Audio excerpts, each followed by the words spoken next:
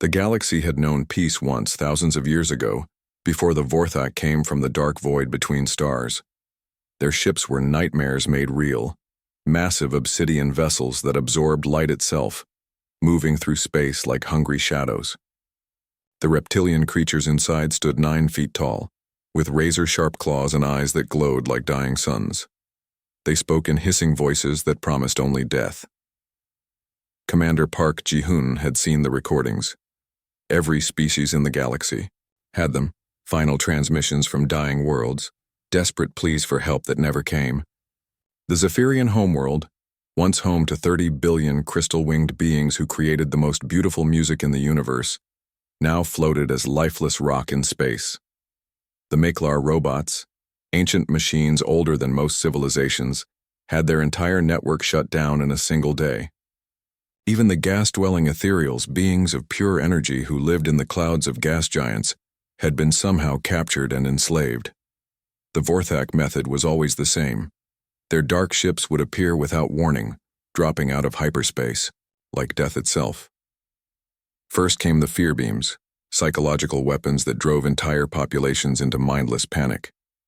Then the harvester drones, spider-like machines that scuttled across planetary surfaces, collecting every living thing they could find.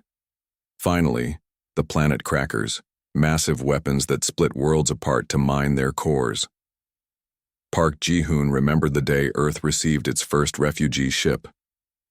A battered Alterian transport had limped into the Sol system, carrying the last survivors of their species. The Alterians looked almost human, except for their silver skin and large black eyes that held depths of sorrow no human could imagine.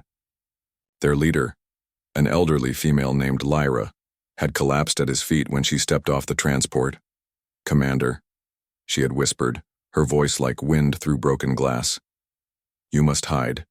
They will come for you too. They always come." That was 3 years ago. Since then, Earth's greatest minds had worked in secret underground facilities developing weapons the galaxy had never seen. The United Earth Space Command had built ships in hidden asteroid bases, using technology that pushed the boundaries of physics itself. They called it Project Wrath, humanity's answer to 3 centuries of galactic terror. The UES Vengeance was the first of these new ships, a 2-kilometer-long beast of metal and fury. Its hull was made from compressed dark matter, able to phase in and out of normal space. Its weapons were quantum disruptors that could tear holes in reality itself. But most importantly, it carried something the Vorthak had never encountered: human rage focused into pure, calculated violence. Park Ji-hoon stood on the bridge of the Vengeance, watching the tactical display that showed the Alterian system. 12 Vorthak dreadnoughts hung in orbit around Alteria Prime like mechanical vultures. Each ship was 3 times the size of his vessel, armed with weapons that had destroyed entire fleets. The planet below was already half dead, its blue oceans turned to steam, its green continents scarred by massive bombardment craters. Lieutenant Kim Mirai approached with a datapad, her face pale but determined. She was young, barely 25, but she had lost her entire family when the Vorthak had attacked the research station at Titan. Every member of his crew had similar stories, personal reasons to hate the reptilian monsters. "Sir, we're receiving scattered transmissions from the planet's surface," she reported. "Alterian survivors are hiding in underground cities, but the Vorthak are sending in ground forces. The spider drones are hunting them down level by level." Ji-hoon clenched his fists. The Alterians had been kind to humanity, sharing their knowledge of stellar navigation and teaching humans how to build better fusion reactors. They were artists and poets, creators of beauty in a dark universe. They didn't deserve this fate. "What about the Galactic Alliance fleet?" he asked, though he already knew the answer. "Destroyed 2 days ago, sir. Admiral Korath's entire battle group, 50 ships, lasted less than an hour against the Vorthak shields." The bridge fell silent except for the hum of the ship's engines. Everyone knew the odds. The Galactic Alliance had thrown everything they had at the Vorthak for 3 centuries. Energy weapons, kinetic bombardments, even nuclear weapons. Nothing worked against their adaptive shielding technology. The Vorthak ships learned from each attack, becoming stronger with every battle. But humanity had something different, something the galaxy had never seen before. Park Ji-hoon walked to the forward viewport and stared out at the distant alien ships. Each one represented millions of innocent deaths, entire species wiped from existence. The Vorthak thought they were the apex predators of the galaxy, unstoppable killing machines that had evolved beyond fear or mercy. They were about to learn how wrong they were. "All stations, prepare for combat," he commanded, his voice carrying to every corner of the ship. "Today we show these monsters what happens when you threaten Earth's friends."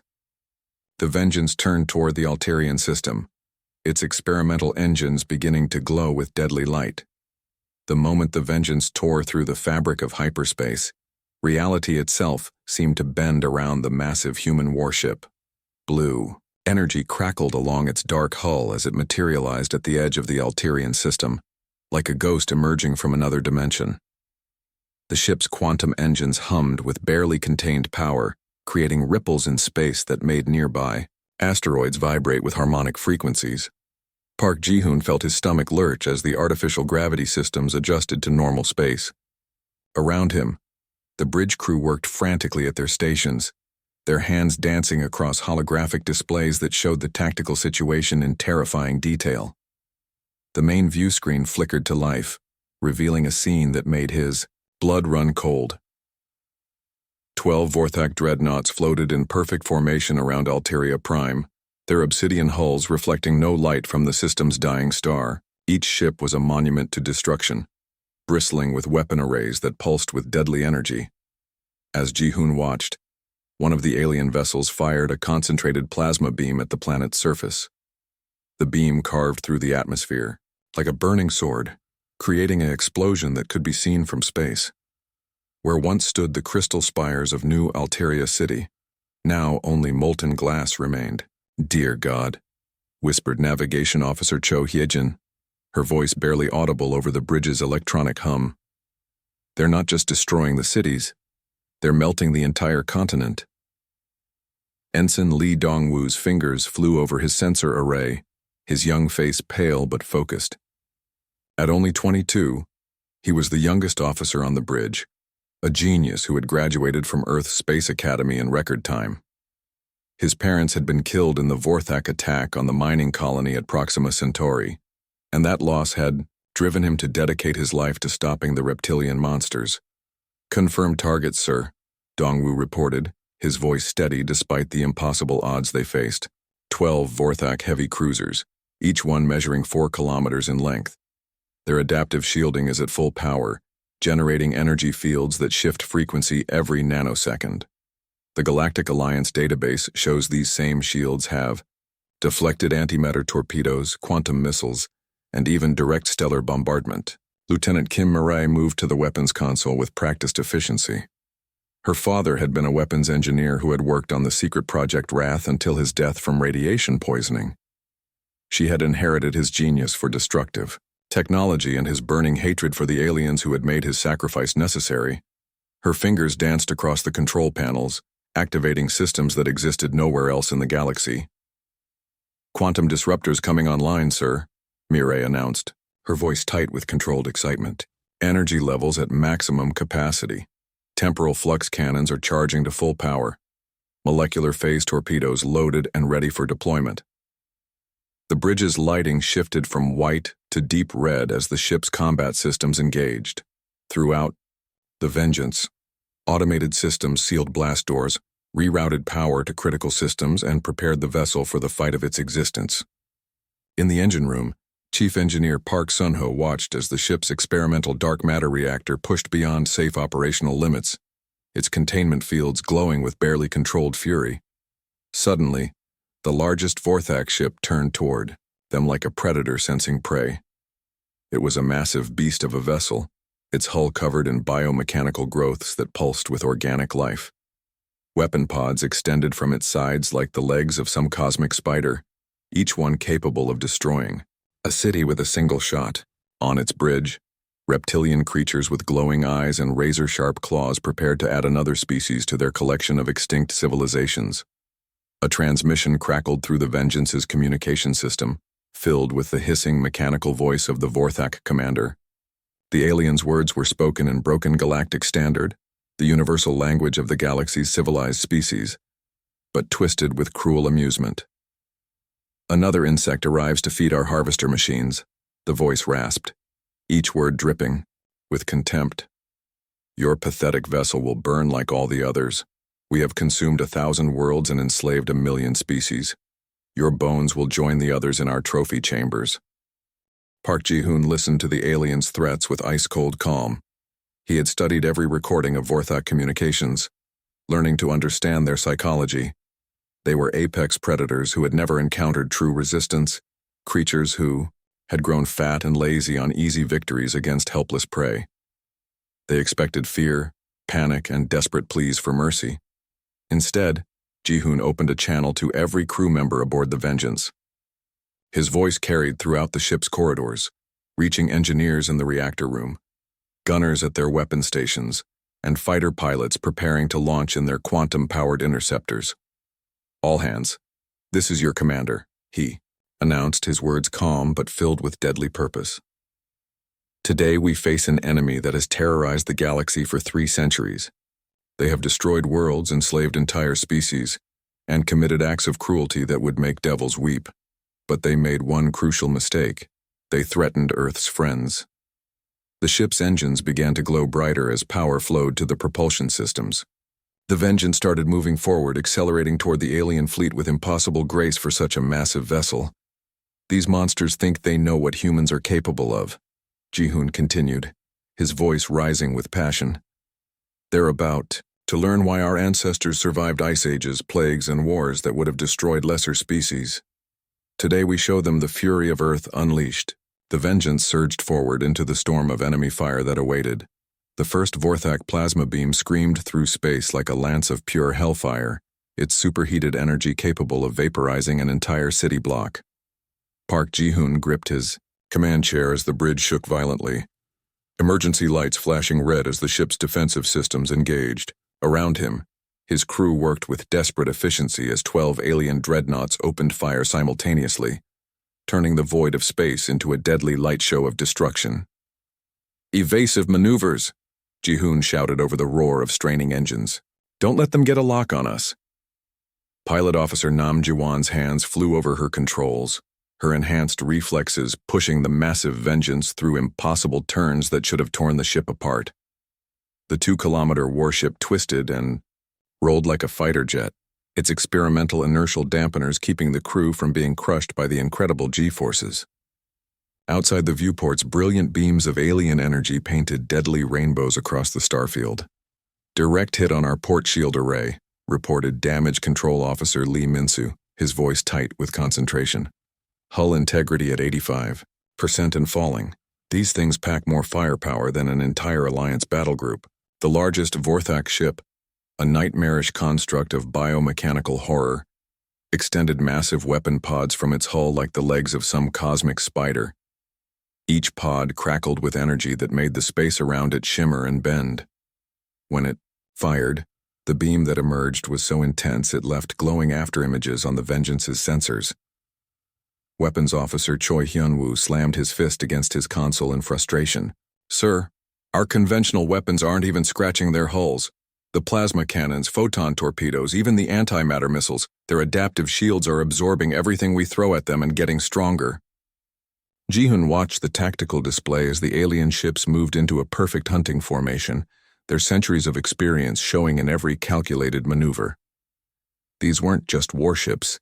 They were predators that had perfected the art of destroying civilizations. Their shields pulsed with stolen energy from the Vengeance's own weapons, growing brighter with each failed attack. But humanity hadn't spent 3 years building conventional weapons. "All weapons offline," Ji-hoon commanded, his voice cutting through the chaos. "Switch to experimental systems. Lieutenant Kim, activate the quantum disruptors." Mireille's eyes lit up with fierce joy as she powered up weapons that existed nowhere else in the known galaxy. Her fingers danced across controls that accessed technology born from humanity's darkest imagination. Weapons designed not just to destroy, but to make the very concept of defense meaningless. "Quantum disruptors online, sir," she announced. "Energy signatures are stable across 17 different dimensional frequencies. Target the lead ship." The Vengeance's main weapon array transformed, its conventional gun ports retracting as exotic energy projectors emerged from hidden compartments. These weapons didn't simply fire energy beams. They created tears in the fabric of reality itself, allowing destruction to bypass the normal laws of physics. When the quantum disruptor fired, the effect was unlike anything the Vorthak had ever encountered. The beam appeared to miss the alien ship entirely, passing harmlessly through empty space. But then reality twisted, and the weapon materialized inside the Vorthak vessel's hull, tearing through armor and shields as if they didn't exist. The lead alien ship convulsed as explosions rippled through its interior. Its biomechanical components screamed in frequencies that hurt to hear, organic systems dying as quantum fire consumed them from within.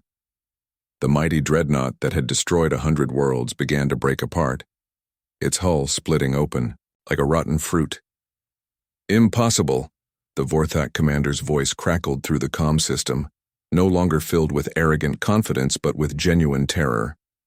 "Your weapons phase through our shields.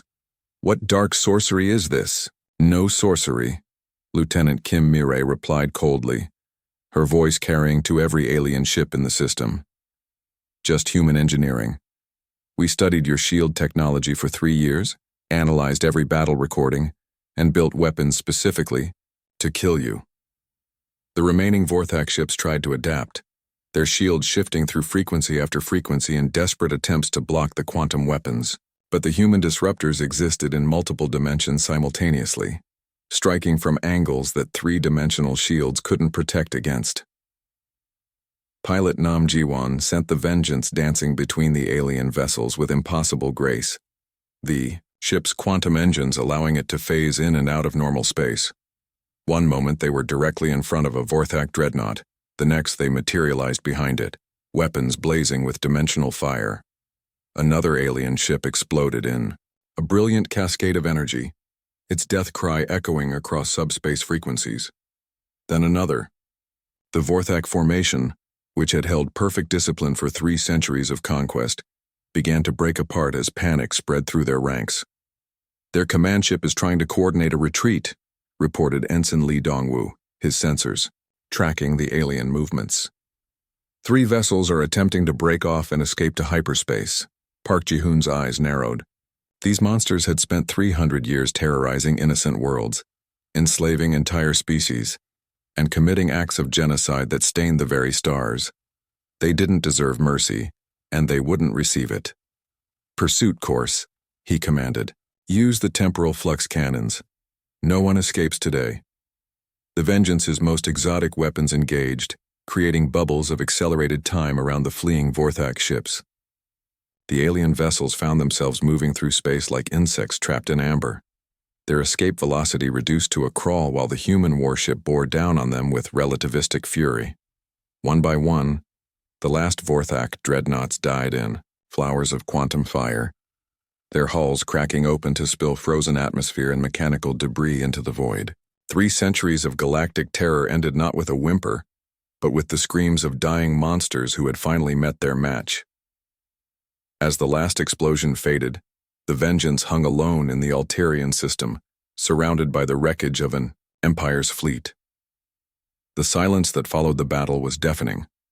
Where moments before the void had been filled with the screams of dying alien ships and the thunder of quantum weapons, now only the gentle hum of the Vengeance's engines broke. The stillness. Debris from 12 Vorthak dreadnoughts drifted through space like metallic snow, each piece a fragment of an empire that had thought itself invincible. Park Ji-hoon stood on the bridge, his uniform singed from the battle's intensity, watching as his crew worked to assess the damage. Remarkably, the Vengeance had survived with only minor hull breaches. The alien fleet that had terrorized the galaxy for 3 centuries had been reduced to scrap metal by a single human warship. "Sir?" "Communications," Officer Nam Ji-won called out, her voice filled with awe. "We're receiving transmission requests from across the galaxy. Every major communication network, emergency frequencies, even encrypted military channels, everyone wants to know what happened here. Ji-hoon nodded grimly. He had expected this moment. For 300 years, the galaxy had lived in fear, entire civilizations hiding in the shadows while the Vorthak harvested worlds at will. Today's victory would send shockwaves across every star system, but it would also paint a target on humanity's back.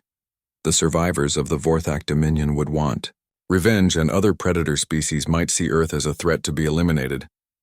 But that was a problem for tomorrow. Today, the galaxy needed to hear a message of hope. "Open all channels," Ji-hoon commanded. "Full spectrum broadcast on every frequency we can access. I want this message to reach every world, every ship, every hidden bunker where innocent beings are cowering in fear." Ji-won's fingers flew over her console, accessing communication arrays that had been secretly installed throughout human space over the past 3 years. Earth's intelligence services had been busy, placing quantum relay beacons in asteroid fields and on the edges of star systems, creating a network that could reach 40 different sectors simultaneously. "All channels open, sir," Ji-won reported, broadcasting on emergency frequencies in 17 different languages. "Translation protocols are active for species we've never contacted before." Ji-hoon took a deep breath and stepped forward to the main view screen. Behind him, the wreckage of the Vorthak fleet painted a grim backdrop of twisted metal and slowly cooling plasma fires. He could imagine the beings who would receive this message: the crystal-winged Zephyrians hiding in deep space, the mechanical Meklar trying to rebuild their shattered networks, the energy-based ethereals trapped in Vorthak containment fields, and countless other species who had given up hope of ever seeing their oppressors fall. "This is Commander Park Ji-hoon of the United Earthship Vengeance," he began, his voice carrying across light years of space to reach desperate ears. "For too long, the Vorthak Dominion has terrorized innocent worlds while the galaxy cowered in darkness. Today that reign of terror ends. On distant worlds, enslaved populations stopped their forced labor to listen. In the crystal mines of Xerion Prime, insectoid workers who had been harvesting resources for their reptilian masters raised their heads in disbelief. On the gas mining platforms of Nebula 7, beings of living energy who had been compressed into containment suits felt something they hadn't experienced in decades: hope. Humanity has been watching from the shadows," Ji-hoon continued, his words reaching into hidden bunkers and underground cities where survivors had lived like rats for generations. "We have studied your oppressors, learned their weaknesses, and built weapons specifically designed to end their reign of terror. Every Vorthak ship, every occupied world, every act of cruelty, we have recorded it all." In the command center of the Galactic Council on Nexus Prime, Council Speaker Veltar stared at the transmission with her 4 eyes wide in shock. The ancient being had witnessed the rise and fall of a dozen civilizations, but she had never seen anything like this. A single ship had done what 40 united fleets could not. It had broken the Vorthak war machine. "The evidence of their crimes fills our databases." Ji-hoon's voice echoed through the marble halls where politicians had spent centuries debating how to stop the unstoppable. The screams of dying worlds, the last transmissions of exterminated species, the coordinates of every slave camp and harvesting facility. We know it all. Across the galaxy, Vorthak garrison commanders began receiving frantic reports from their subordinates. Communication arrays that had been silent for hours suddenly crackled to life with impossible news. Their invincible fleet, 12 of the most powerful warships ever built, had been destroyed by a single alien vessel. Species that had existed as nothing more than numbers in harvesting quotas were suddenly speaking of rebellion and freedom. On the fortress world of Vorthak Prime, the Supreme War Commander Sathak received the transmission with growing horror. His reptilian features twisted into an expression of rage and fear as he realized the implications. If one human ship could destroy 12 dreadnoughts, what could an entire human fleet accomplish? Your empire built itself on the suffering of innocence. Ji-hoon's message continued, his voice now carrying the cold fury of a species that had finally revealed its true nature. You harvested worlds like crops, enslaved entire civilizations, and committed genocide on a scale that staggers the imagination. But your victims were not forgotten. Every world you destroyed had friends. Every species you exterminated had allies, waiting in the darkness. The transmission reached even the most remote corners of Vorthak space, where enslaved beings worked in factories that produced the weapons used to oppress their own people. Robot workers who had been reprogrammed to serve their conquerors suddenly found their original programming reasserting itself. Biological weapons designed to pacify rebellious populations began to fail as their makers realized that freedom might actually be possible. "We offer you one chance," Jihoon said, his voice dropping to a whisper that somehow carried more menace than any shout. "Surrender now. Release every slave, evacuate every occupied world, and return to your home system. Face trial for your crimes before a galactic tribunal, and perhaps your species might survive to see another century." The silence that followed was pregnant with possibility. On 1,000 worlds, enslaved beings held their breath, waiting to see if their oppressors would finally show wisdom. In the depths of space, Vorthak war fleets that had been traveling to reinforce their position suddenly found themselves questioning orders that had seemed absolute just hours before. "But if you choose to continue this war," Jihoon's voice resumed, now carrying the promise of extinction itself, "know that humanity will not stop with one ship, one battle, or one victory. We will hunt down every Vorthak vessel, liberate every enslaved world, and ensure that your species' crimes are answered in full. Your empire ends now. The only question is whether it ends with surrender or with the complete extinction of everything you have ever built." The transmission ended, leaving the galaxy in stunned silence as billions of beings absorbed the implications of what they had just witnessed.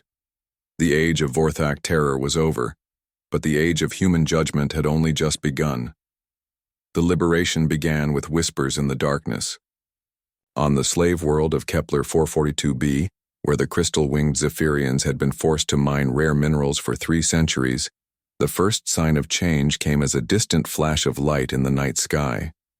The Vorthak overseers dismissed it as a meteor, but the enslaved beings knew better. They had heard the transmission from Commander Park Jihoon, and they recognized the signature energy pattern of human quantum weapons tearing through alien shields. Within hours, the UES Liberator dropped out of hyperspace above the mining world, its sleek hull bristling with the same exotic weaponry that had destroyed the Vorthak fleet at Altaria. Captain Yoon Seo-jin, Park Ji-hoon's protege, watched through the bridge, viewports as Vorthak garrison ships scrambled to intercept his vessel.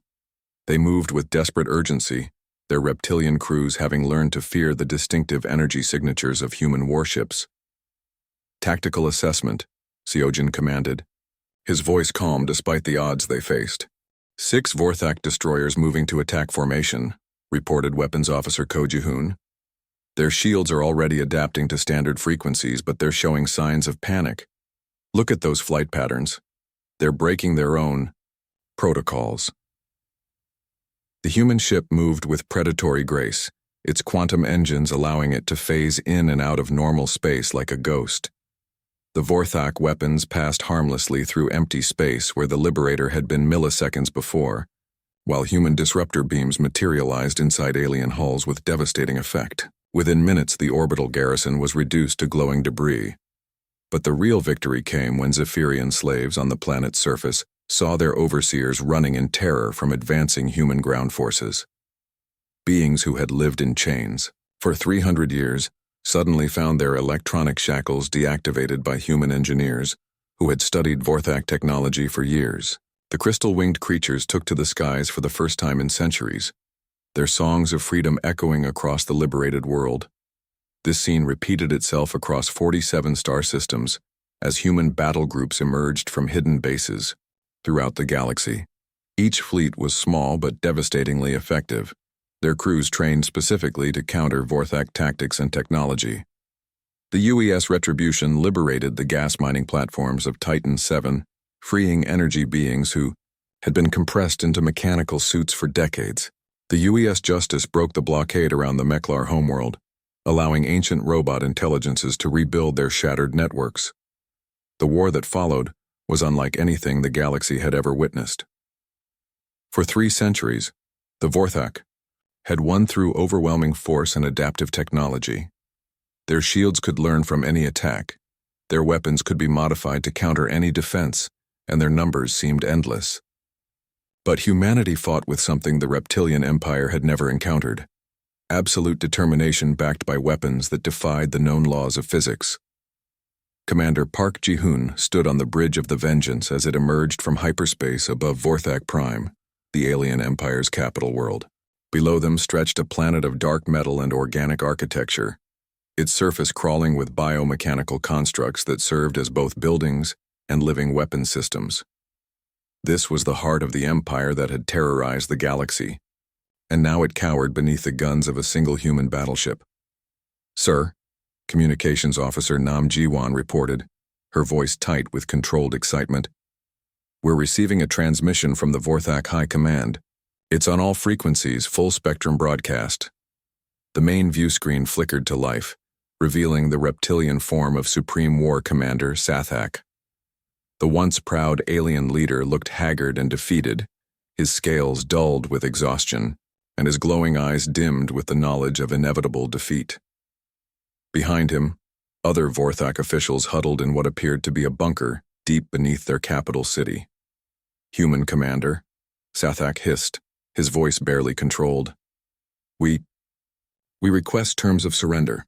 Our fleets are destroyed, our worlds are in rebellion, and our people face extinction. We offer complete capitulation in exchange for the survival of our species." Park Ji-hoon stared at the alien who had ordered the deaths of billions of innocent beings across hundreds of worlds. Every instinct screamed for vengeance, but he was a human officer, not a monster. Humanity had fought this war to end genocide, not to commit it. "Unconditional surrender," Ji-hoon replied coldly. "All Vorthak forces will cease military operations immediately. All enslaved beings will be released and provided with transportation to their homeworlds. Full reparations will be paid to survivor populations. Your species will be relocated to a single world under galactic supervision." The negotiations took 3 days, mediated by the reformed Galactic Council on Nexus Prime, the ancient hall where politicians had once debated helplessly while civilizations died, now buzzed with hope as representatives from dozens of liberated species gathered to witness the end of 3 centuries of terror. Council Speaker Veltar, her 4 eyes bright with tears of joy, announced the terms to the assembled delegates. "The Vorthak Dominion formally surrenders all territorial claims and agrees to full reparations for their crimes against galactic civilization." When the ceremony concluded, Park Ji-hoon found himself surrounded by beings he barely recognized. Former slaves whose species had been thought extinct, refugees who had lived in hiding for generations, and survivors of 100 different worlds. They reached out to touch him with claws, tentacles, energy fields, and appendages he couldn't name, all trying to express gratitude that had no words in any language. But the moment that stayed with him forever came when an elderly Altarian female approached the podium. It was Lyra, the refugee who had warned Earth about the Vorthak threat 3 years ago. She was no longer the broken, terrified being who had collapsed at his feet. Now she stood tall, her silver skin gleaming with health, her large eyes bright, with purpose.